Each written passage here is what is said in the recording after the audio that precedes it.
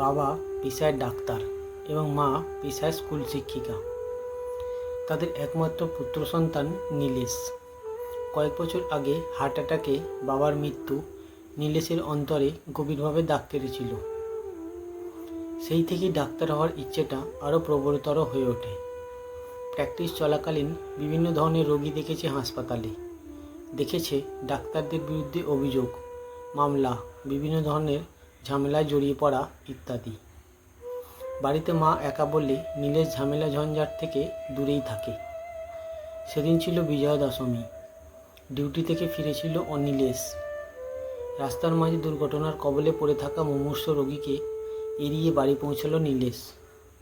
গরম গরম খাসির মাংস ভাত প্রতি বাঙালির প্রিয় তালিকায়। হাত মুখ ধুয়ে খেতে বসতেই ফোন বেজে উঠল।